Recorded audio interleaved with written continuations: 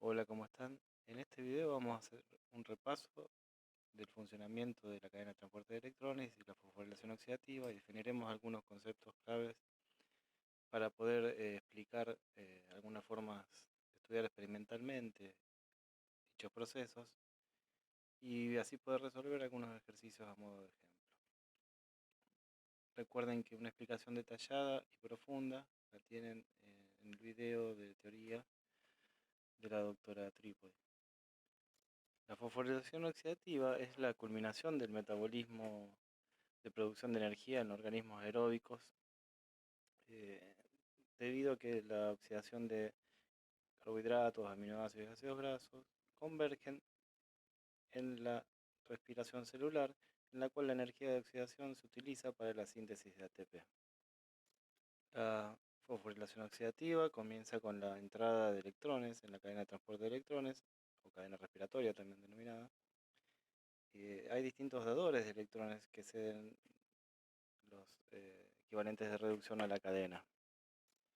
En este esquema de una cadena de transporte de electrones mitocondrial vemos eh, cuatro complejos: el complejo 1 de la NADH deshidrogenasa, el complejo 2 de la succinato deshidrogenasa, complejo 3, ubiquinona oxidorreductasa, y el complejo 4 de la citocromo C oxidasa.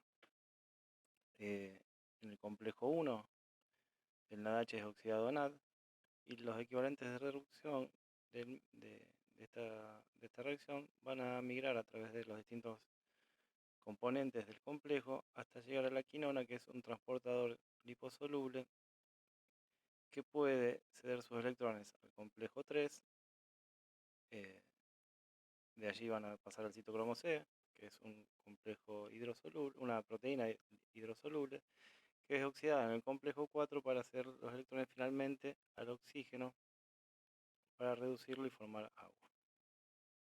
Allí vemos entonces que el NADH, que es el dador inicial del que hablábamos recién, cede sus electrones, sus equivalentes de reducción, hasta el oxígeno. El succinato es un dador alternativo de electrones en la mitocondria, que puede oxidarse en la succinato deshidrogenasa, que es denominado complejo 2, y los equivalentes de reducción van a pasar nuevamente a la quinona, la cual va a seguir oxidándose como describimos previamente. Recordemos que la succinato deshidrogenasa es una enzima que pertenece al ciclo de Krebs, ¿sí? Es una enzima que está unida a membrana, la única del ciclo de Krebs que está unida a la membrana, pero que forma parte esencial de dicho ciclo.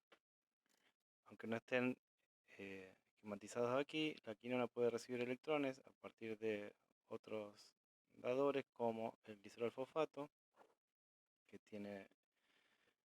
está expuesto hacia el lado del espacio intermembrana de la mitocondria, y también puede recibir electrones la quinona de la oxidación de los ácidos grasos a través de la beta-oxidación, a través de una proteína que contiene flavina. El pasaje de los electrones desde el dador, en este caso NADH o succinato, hasta el oxígeno, se da a través de los distintos transportadores eh, que van tomando los electrones, ya que cada uno eh, en el camino de los electrones desde el dador hacia el receptor va teniendo un potencial de reducción cada vez mayor. Entonces van a ir los electrones desde un dador que tiene un potencial de reducción bajo, como la NADH, hacia, que incluso es negativo el potencial de reducción, hasta el oxígeno, que tiene un alto potencial de reducción, o sea, una alta capacidad de reducirse.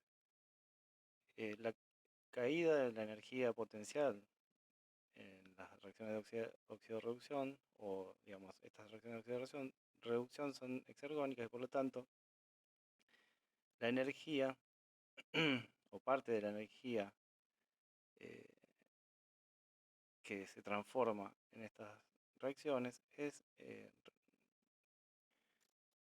conservada a través de la formación de un gradiente de protones. Vemos que en el complejo 1 hay un transporte de protones desde el interior mitocondrial hacia el espacio intermembrana. Lo mismo ocurre en el complejo 3 y en el complejo 4. Esa formación o ese transporte de protones, ¿no?, a través de estos lugares se da en lo que se denomina sitio 1 para el del complejo 1, sitio 2 para el complejo 3 y sitio 3 para el complejo 4, sitio de acoplamientos de la energía. Entonces el transporte de protones genera dos cosas: un gradiente de protones, obviamente, que tiene un componente químico, y además un componente eléctrico, ya que la membrana queda con una diferencia potencial con el interior de la membrana negativo y el exterior positivo. Ese potencial químico y eléctrico, que se denomina fuerza protomotriz, es utilizado para la síntesis de ATP. Eso se lleva a cabo a través de la ATP sintasa, que es una enzima, un complejo enzimático, a través del cual pueden ingresar los protones desde el espacio intermembrana hacia la matriz, y en ese pasaje impulsan la síntesis de ATP en el interior de la matriz mitocondrial.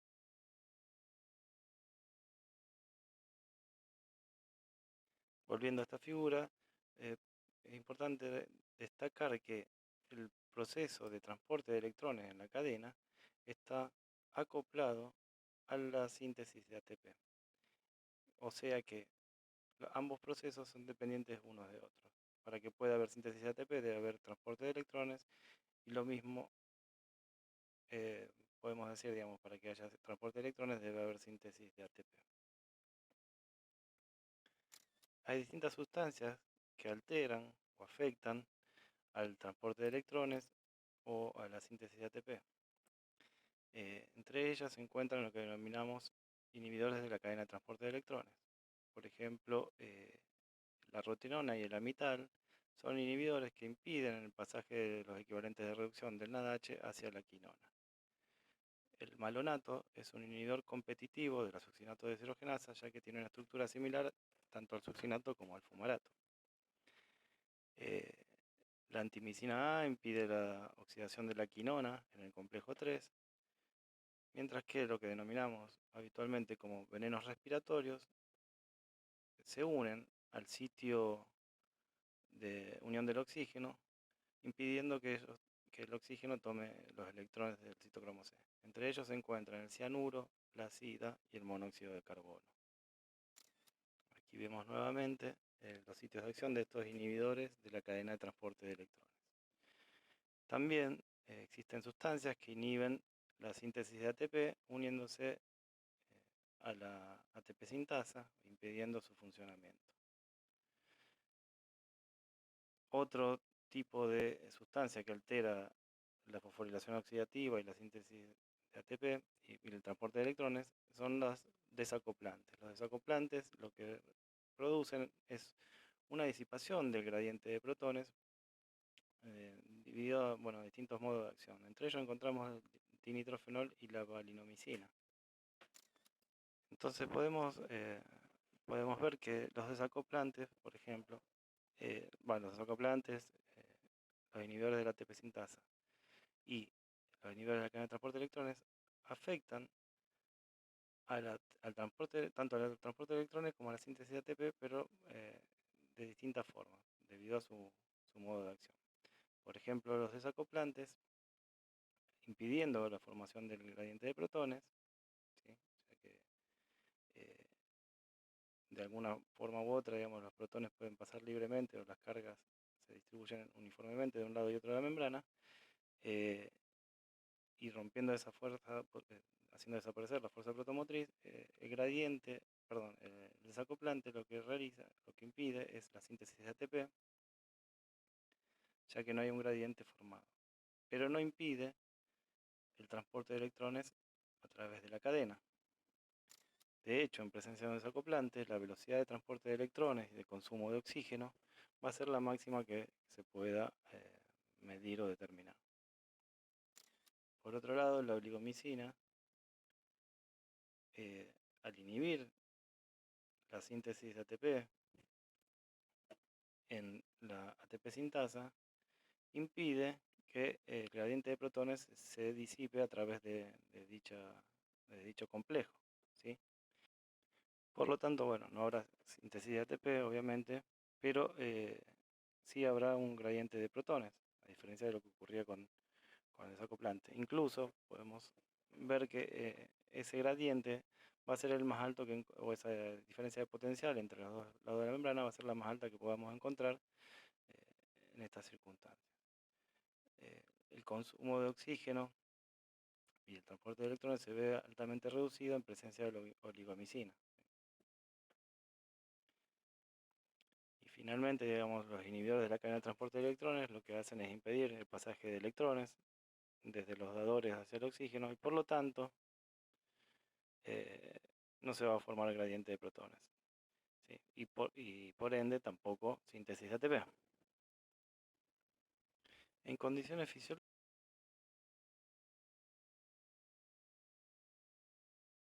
de fosforilación oxidativa es regulada por los niveles de ADP y se denomina control respiratorio.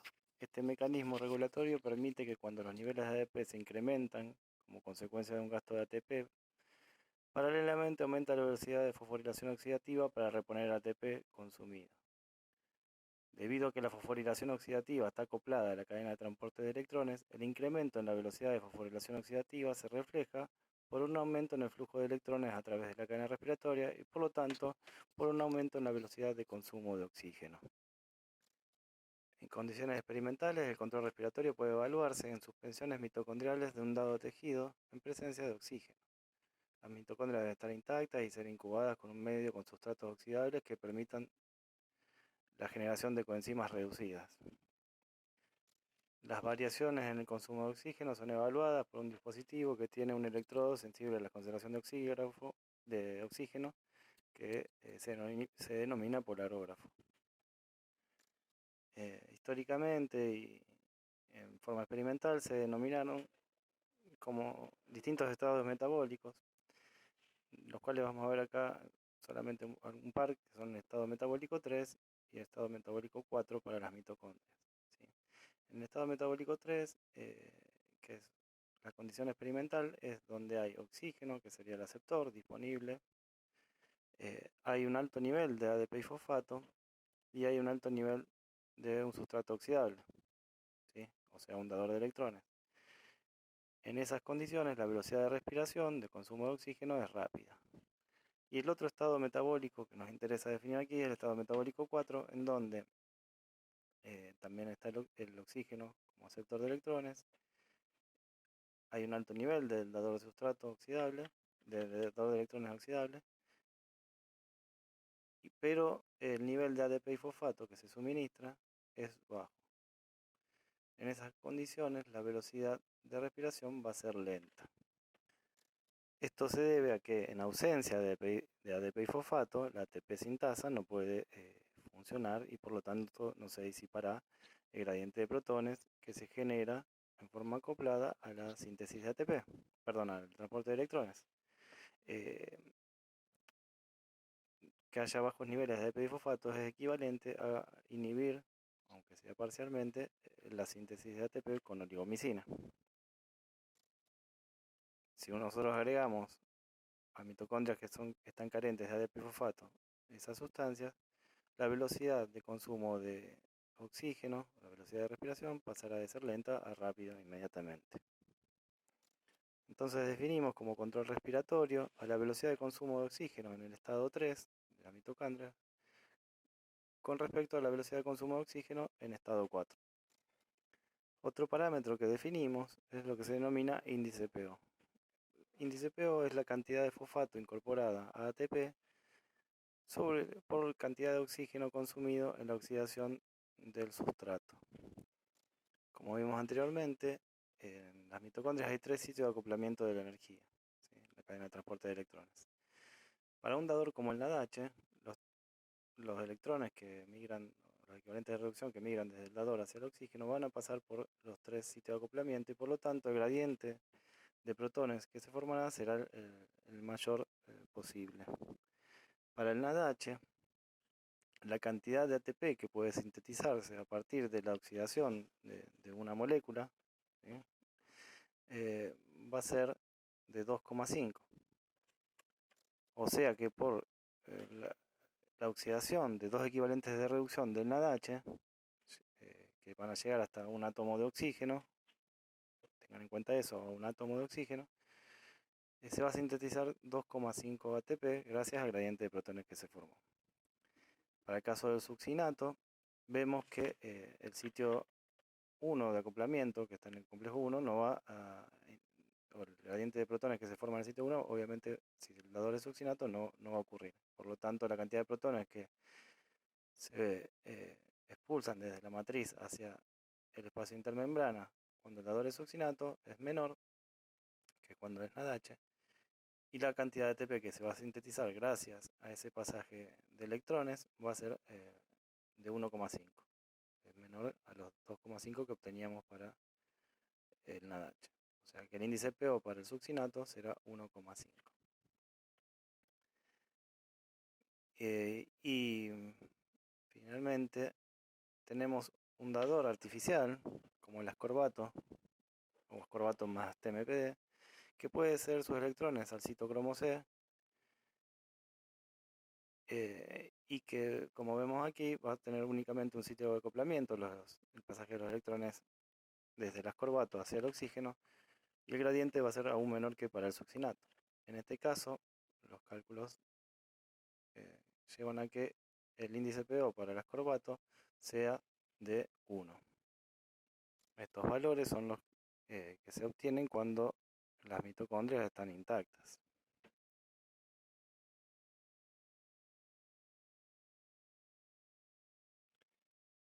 El control respiratorio y el índice PO son muy usados para expresar el grado de acoplamiento entre los procesos de oxidación y fosforilación.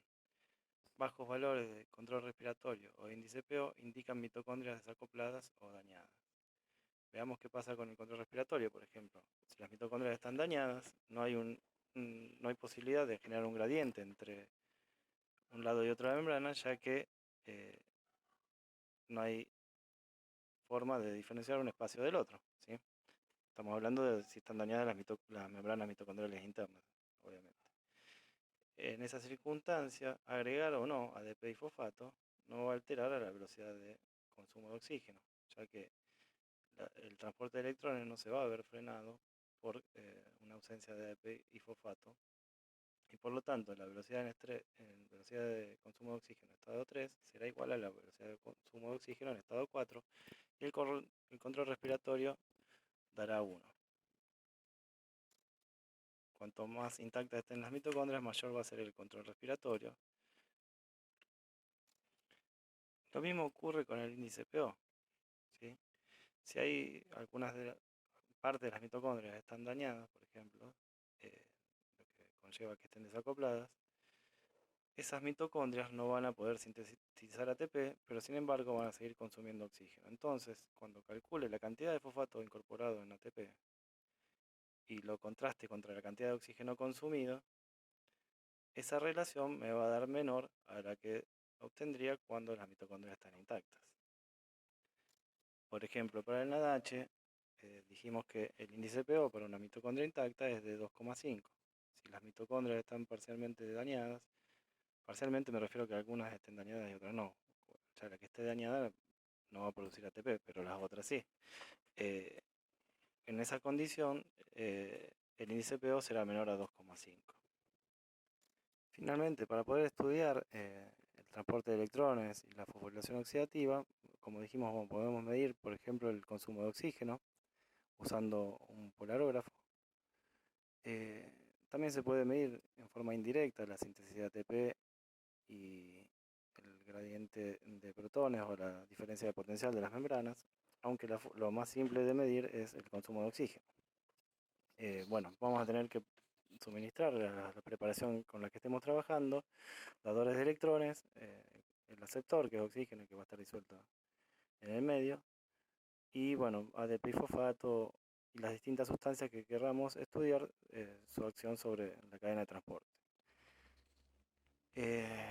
Si nosotros tenemos membranas mitocondriales intactas, mitocondrias con membranas internas intactas, no podemos utilizar NADH como dador de electrones en forma experimental, estamos hablando in vitro, ¿verdad? Debido a que el NADH no atraviesa la membrana mitocondrial, como sabrán ustedes, o ya habrán visto. Para suplir eso tenemos que poner algún dador que genere NADH dentro del interior mitocondrial. Si queremos estudiar lo que ocurre con el complejo 1, por ejemplo. Entonces podemos usar malato y glutamato como dador, que son los metabolitos que utiliza fisiológicamente la célula para transportar los equivalentes de reducción del NADH citosólico, el que se genera por ejemplo en la glucólisis, hacia el interior mitocondrial, ¿sí? Recuerden que lo que se denomina la lanzadera de malato aspartato, y que utiliza, bueno, malato y glutamato en el citosol para transportar los electrones, los equivalentes de reducción del NADH, hacia el interior mitocondrial, y allí pueden ceder sus electrones, esos equivalentes, a la cadena de transporte. El piruvato es otro dador que puede ingresar a la mitocondria, es otro compuesto que puede ingresar a la mitocondria, y dentro de la misma va a ser oxidado por la piruvato deshidrogenasa, formando NADH en el interior mitocondrial. Esos dos serían dadores de electrones del complejo 1, o sea, el malato glutamato o piruvato. El succinato puede atravesar la membrana mitocondrial, entonces no hay problema y lo podemos utilizar como dador de electrones del complejo 2. Y como dijimos antes, para un dador artificial del complejo 4, que es el ácido ascórbico o ascorbato. Otra forma de estudiar la cadena de transporte de electrones es generar lo que se denominan partículas submitocondriales. Se trata mitocondrias con ultrasonido, a través de ese proceso que se llama sonicación, se logra invertir y purificar, digamos, partículas submitocondriales en las cuales son partículas en las cuales, digamos, la polaridad de la membrana se encuentra invertida con respecto a lo que tenemos en la mitocondria, lo que significa que lo que estaba hacia el interior de la matriz mitocondrial ahora estará expuesto hacia el medio exterior, y lo que estaba hacia el espacio intermembrana ahora estará expuesto hacia el interior de estas partículas que están purificadas. En este caso sí podemos utilizar como dador el NADH, ya que la NADH deshidrogenasa ahora se encuentra expuesta hacia el medio exterior, no tiene que atravesar la membrana. El succinato puede seguir utilizándose, ya que pasa la membrana mitocondrial, como dador del complejo 2, y como dador del complejo 4 se utiliza ascorbato más TMPD, que es el mediador que cede los electrones al citocromo C, que en este caso se encuentra ahora dentro del espacio interior de las partículas submitocondriales. A continuación vamos a tratar de resolver algunos problemas o de explicar algunos conceptos de los problemas. Vamos a ver el problema 7, que dice: una suspensión de mitocondrias consume 24 micromoles de oxígeno por minuto en presencia de malato y glutamato.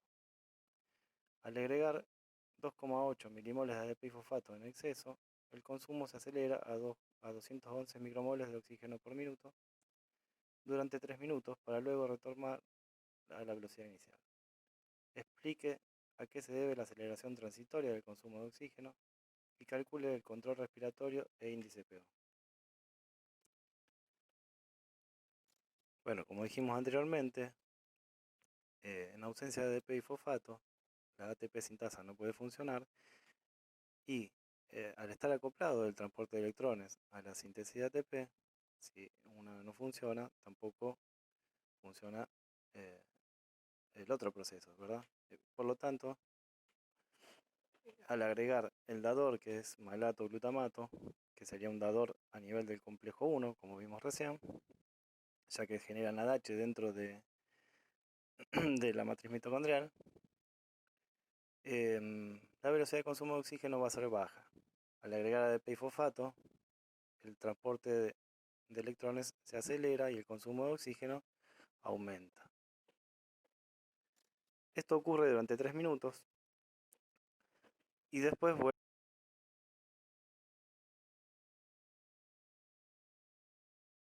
Si vuelve a la velocidad inicial, quiere decir que algo se consumió. En este caso, nos dice que el fosfato está en exceso y por lo tanto lo que se está consumiendo es el ADP.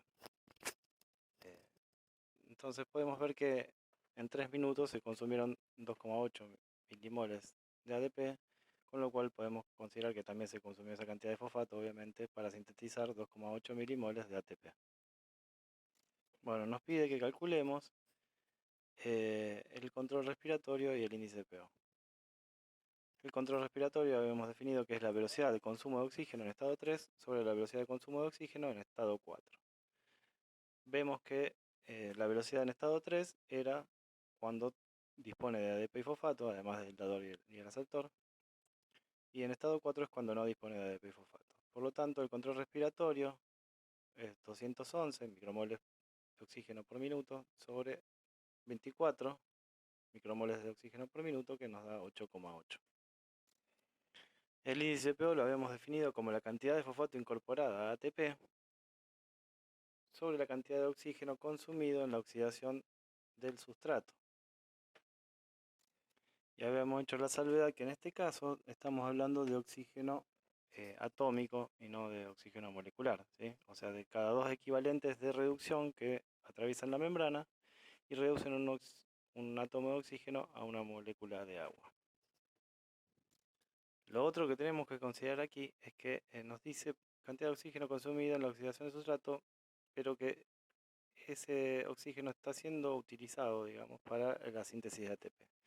Si nosotros nos fijamos en las velocidades que observamos en ausencia y en presencia de ADP, en realidad cuando no agregamos ADP y fosfato nosotros tendríamos que considerar que no estamos sintetizando ATP, ¿sí? Entonces ese consumo de oxígeno que ocurre en el estado 4 de la mitocondria lo vamos a considerar un consumo de oxígeno basal que no es útil para la síntesis de ATP, que se puede deber, por ejemplo, a la disipación de gradiente a través de mecanismos distintos, digamos, al mecanismo de disipación a través de la ATP sintasa, ¿sí? Y que pueden ocurrir, por ejemplo, por el pasaje de protones a través de la membrana, que aunque es una membrana muy restrictiva en cuanto a qué puede pasar y no, digamos, la membrana mitocondrial interna, no es completamente impermeable, ¿sí? Bueno, entonces hay una disipación de gradiente de protones que permite un consumo de oxígeno aún en ausencia del ADP y fosfato. Y por lo tanto vemos que vamos a hacer entonces que para la síntesis de ATP se consumen, vamos a decir que se consumen 211 micromoles menos 24 micromoles de oxígeno por minuto, ¿sí? O sea, le restamos a la velocidad en estado 3 la velocidad de consumo de oxígeno en estado 4, que serían 187 micromoles por minuto de oxígeno molecular, ¿no? Entonces, en 3 minutos, que fue el tiempo durante el cual la velocidad de consumo de oxígeno aumentó y por lo tanto se debía a la síntesis de ATP, mientras hubo ADP disponible, en 3 minutos se consumieron 561 micromoles de oxígeno molecular. Y podemos decir entonces que se redujeron en ese tiempo, se consumieron el doble de átomos de oxígeno. O sea, sí, bueno, ahí me faltó en la cuenta, puse dos veces lo mismo, creo, pero es 1122 sería 561 por 2 micromoles de oxígeno. Y el índice PO en este caso podemos calcular que es 2,8 milimoles de ATP, que son los que se sintetizaron, o de fosfato que se fue incorporado a ATP, dividido 1,2 milimoles de oxígeno, ¿sí? 1,122 milimoles de oxígeno, que nos da un valor de 2,5, que es el valor esperado para el NADH, el índice PO del NADH. Como vimos antes, el malato y glutamato generan NADH dentro del espacio mitocondrial. El problema 9, vamos a ver cómo interpretar un registro de un oxígrafo, un polarógrafo que mide oxígeno. Bueno, que está aquí, dice el problema 9. El gráfico muestra el trazado obtenido en un oxígrafo al incubar partículas submitocondriales a 30 grados centígrados en un medio a pH 7, 7,5. Caracterice cada uno de los compuestos agregados A, B, C, etc. Justifique brevemente el efecto de cada compuesto sobre la velocidad de consumo de oxígeno. Podemos ver que en el eje de las Y está la concentración de oxígeno milimolar y el eje de las X el tiempo transcurrido.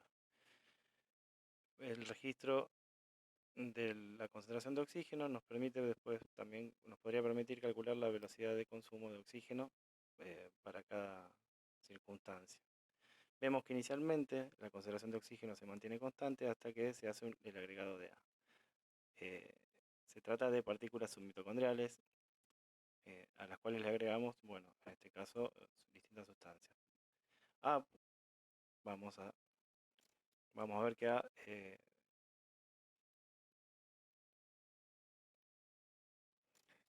aumenta la velocidad de consumo de oxígeno, o sea, disminuye la concentración de oxígeno, por lo cual vamos a suponer que A es un dador de electrones. Cuando agregamos B, vemos que la velocidad de consumo de oxígeno aumenta aún más. Como vimos en el problema anterior, B podría ser ADP y fosfato, lo cual llevaría a que las partículas consuman mayor cantidad de oxígeno debido a que se libera el pasaje de electrones a través de la cadena. Después de un tiempo, sin haber agregado nada, la pendiente o la velocidad de consumo de oxígeno vuelve a ser la misma que antes. Eso implicaría que en este punto se consumió el limitante de lo que haya puesto en B. O sea, si era ADP y fosfato, será el fosfato o el ADP limitante. Después vemos que al agregar C, la pendiente vuelve a ser cero, o sea, no hay consumo de oxígeno en absoluto. ¿Y eso cuándo ocurre? Ocurre cuando nosotros agregamos un inhibidor de la cadena de transporte de electrones, ya que impide el pasaje desde el dador, que es A, hacia el oxígeno. Vemos que al agregar D,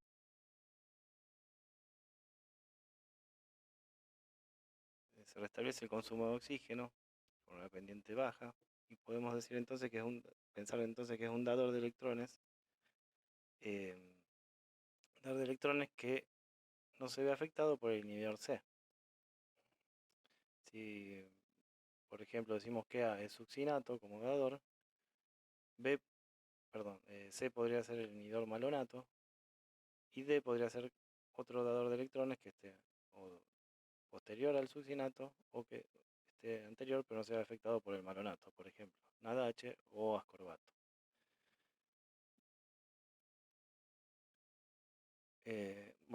Cuando agregamos D, dijimos que es un dador nuevamente y vemos que al agregar B, que era fosfato y ADP, se aumenta aún más la velocidad de consumo de oxígeno.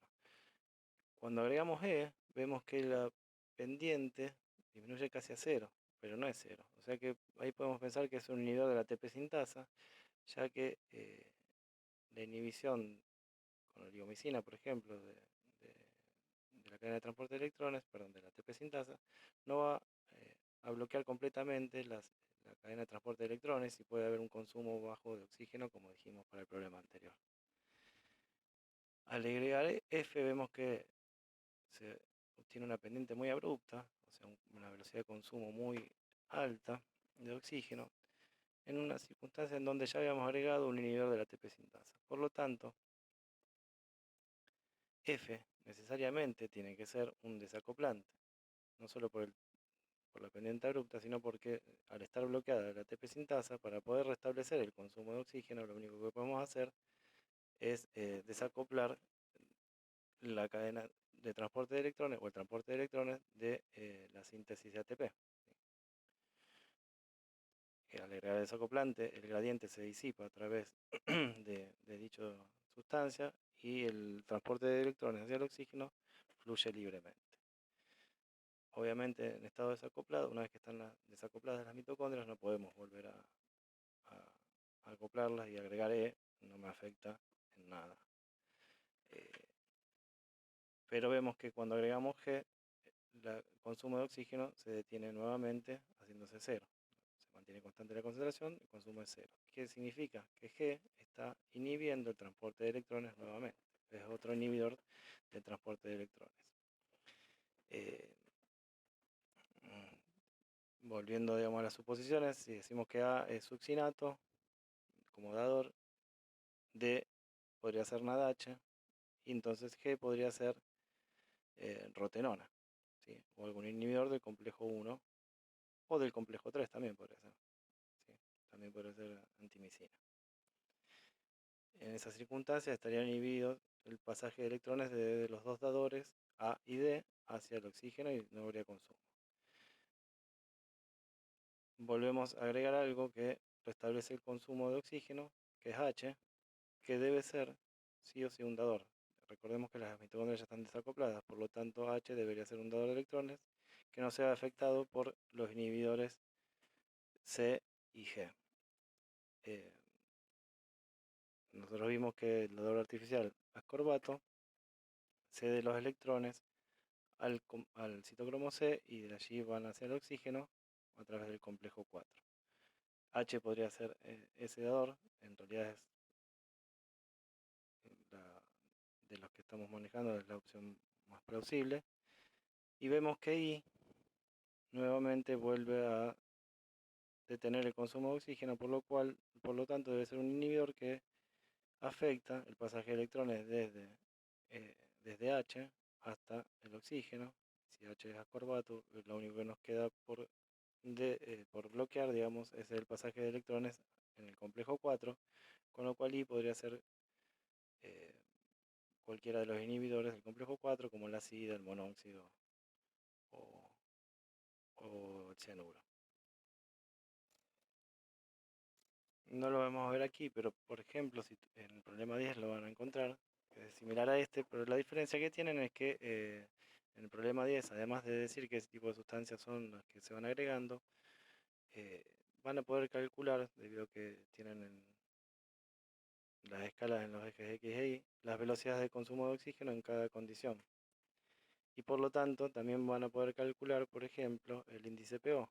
Y en ese caso, uno puede decidir, por ejemplo, en base al índice PO, cuál es el dador que se está agregando. Tengan en cuenta eso cuando resuelvan el problema 10. Espero que les haya servido y nos vemos en la próxima.